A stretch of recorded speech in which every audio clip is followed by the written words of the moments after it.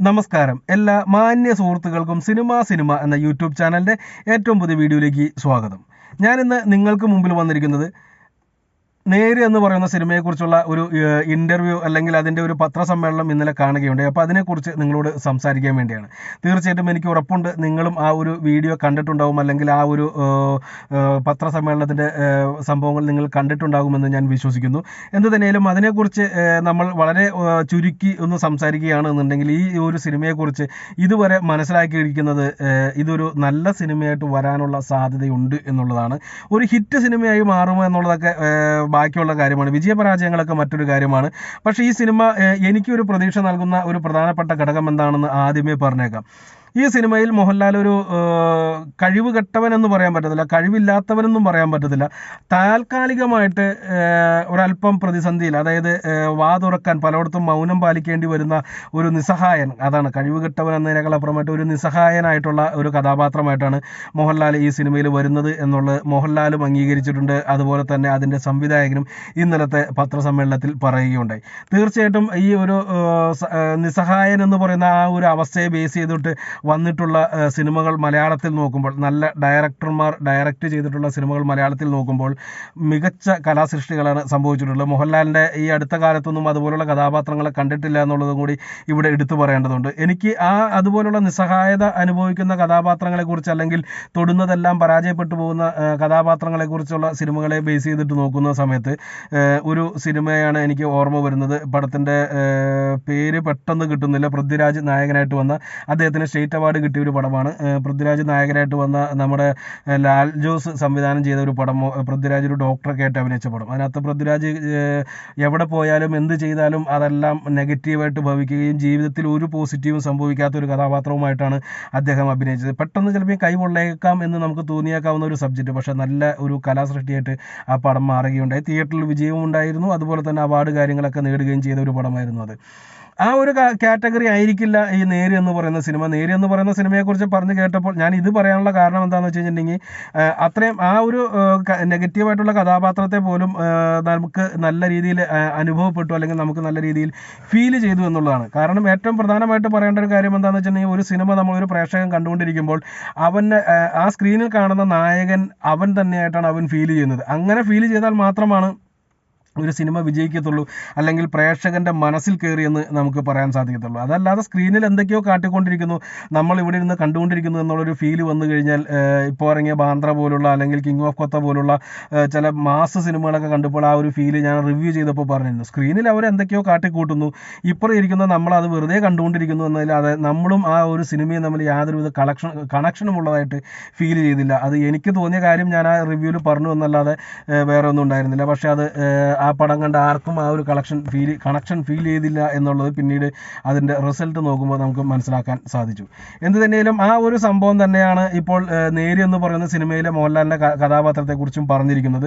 ഒരു കാലത്ത് വളരെ ശക്തനായിട്ടുള്ള, അല്ലെങ്കിൽ വളരെ പ്രഗത്ഭനായിട്ടുള്ള, വളരെയധികം കഴിവുകൾ മീൻസ് ഈ പറഞ്ഞ മാതിരി സ്വാധീനമുള്ള ഒരു വ്യക്തിയായിട്ടാണ് മോഹൻലാലിൻ്റെ കഥാപാത്രം വരുന്നത്. എന്നാൽ പ്രസൻറ്റിൽ സിനിമ നടക്കുന്ന സമയത്ത് അദ്ദേഹത്തിന് ആ ഒരു സ്വാധീനം നഷ്ടപ്പെട്ടിരിക്കുന്നു.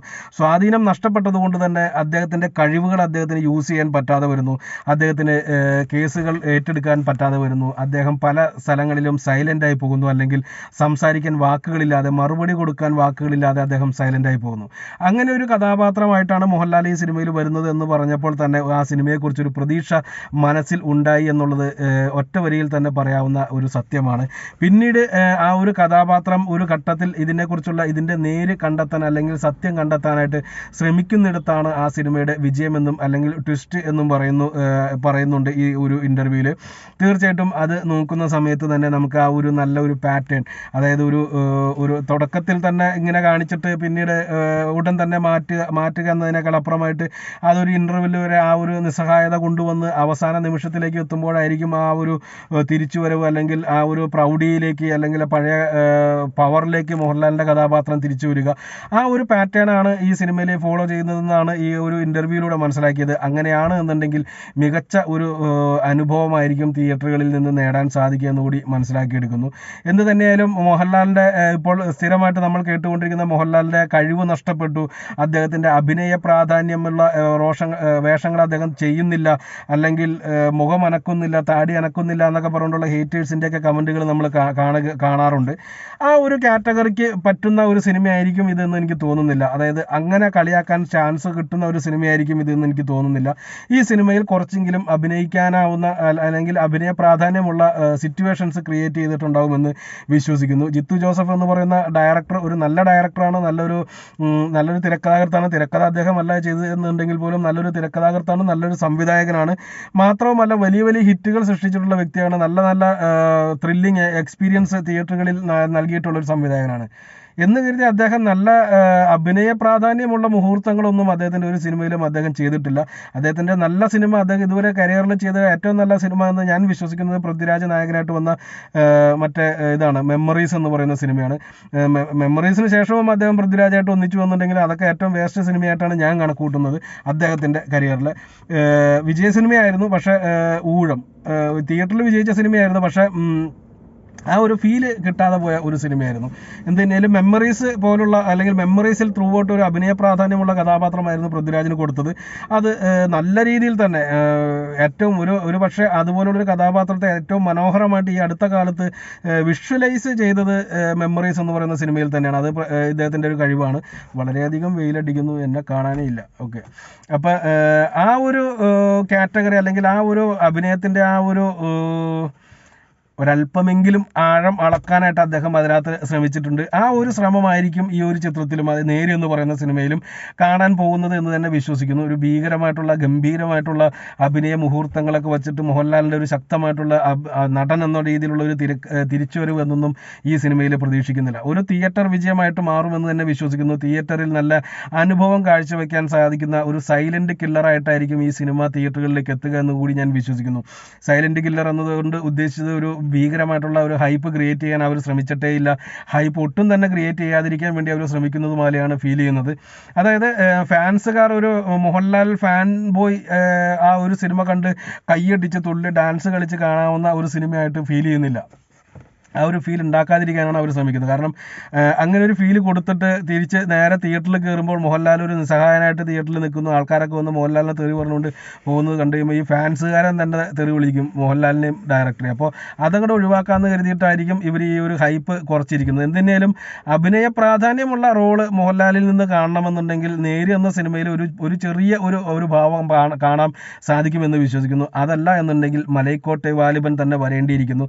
തീർച്ചയായിട്ടും മലൈക്കോട്ടെ വാലിബൻ എന്ന് പറയുന്ന സിനിമയിൽ ഒരു ഗംഭീരമായിട്ടുള്ള ഒരു ആക്ടർ എന്ന രീതിയിൽ മോഹൻലാലിൻ്റെ ഒരുമാതിരിപ്പെട്ട കഴിവുകളെല്ലാം തന്നെ ഒരു ഭീമൻ കഥാപാത്രമായിട്ടാണ്, ഒരു ഗംഭീര ബ്രഹ്മാണ്ഡ കഥാപാത്രമായിട്ടാണ് അതിനകത്ത് അവതരിപ്പിച്ചിരിക്കുന്നത്. ആ രീതിയിലുള്ള മോഹൻലാലിൻ്റെ എല്ലാവിധ ഭാവങ്ങളും ഒപ്പിയെടുക്കാൻ ലിജോ ജോസ് പെല്ലിശ്ശേരിക്ക് ആ സിനിമയിലൂടെ സാധിക്കുമെന്നുള്ളൊരു കാര്യത്തിൽ ഒരു സംശയമില്ല.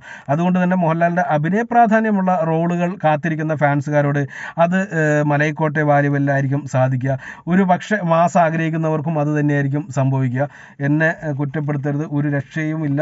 എന്തെങ്കിലും നമുക്ക് വീഡിയോ നിർത്താം, വീഡിയോ തീരാറുമായി. അപ്പോൾ നേരെന്ന് പറയുന്ന സിനിമ ഇതുപോലെ ഒരു പ്രതീക്ഷ നൽകുന്ന ഒരു സിനിമയായിട്ട് മാറിക്കൊണ്ടിരിക്കുന്നു എന്നുള്ളതാണ് സത്യം. ഞാൻ ഇപ്പോൾ ചെറിയ രീതിയിൽ ആ സിനിമയെ പ്രതീക്ഷിച്ചുകൊണ്ടിരിക്കുന്നു. പ്രതീക്ഷിക്കാതിരിക്കുന്നതാണ് ഏതൊരു സിനിമയ്ക്കും നല്ലത്. പക്ഷേ ഇങ്ങനെ ചില സൂചനകൾ കിട്ടിയതോടുകൂടി തന്നെ ആ സിനിമയോട് ഒരല്പം താല്പര്യം വന്നു തുടങ്ങിയിരിക്കുന്നു എന്നുള്ളതാണ് സത്യം. നന്ദി, നമസ്കാരം.